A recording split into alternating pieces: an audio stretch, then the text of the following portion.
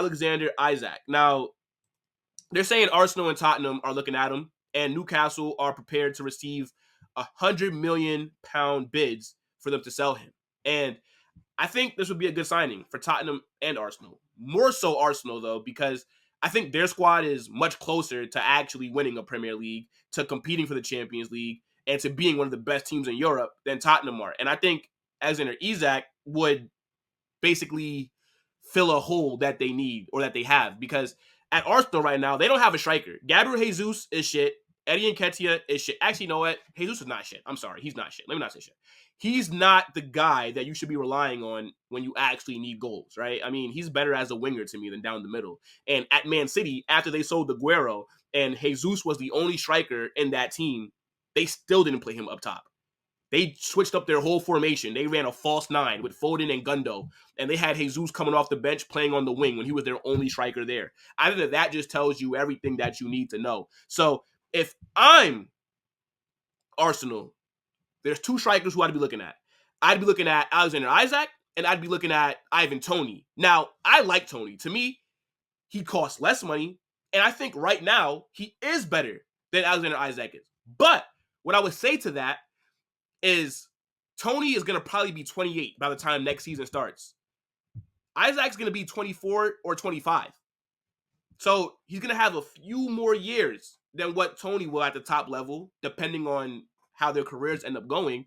And Isak, to me, is a very good player. But I think Arsenal definitely need to be all over this if he's available. And I think Newcastle are in trouble because you saw them last season. They cooked.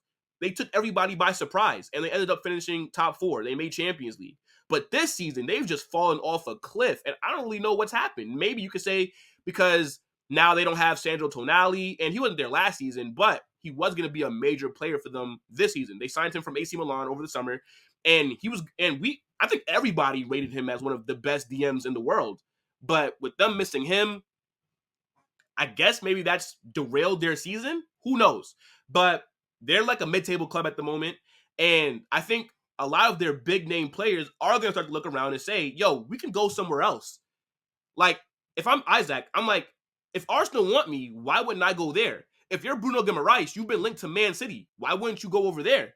So I think Newcastle, they're in trouble, and a lot of big teams are going to be looking around saying, yo, what's good with your players? And for $100 million, they should definitely take it, especially if they have to get themselves into good standing with FFP. As I said earlier, I think FFP is the most stupid thing ever, because how can you tell teams how much money they can spend? I don't really understand that at all. I don't like it. I think it's going to make smaller teams worse off, because then how are they going to actually be able to compete if they can't spend the money? So who knows? But they got to definitely figure it out, because Newcastle got the Saudi owners, and I think they arguably have the richest owners in world football, but they can't spend the money that they have, because then it's going to be investigated. And then it's like, well, how much money did Newcastle make for you to even be able to spend this kind of money that you are doing right now? So, yeah, I think Isak could possibly leave, but it's going to cost a lot. And depending on how many other teams get in the mix,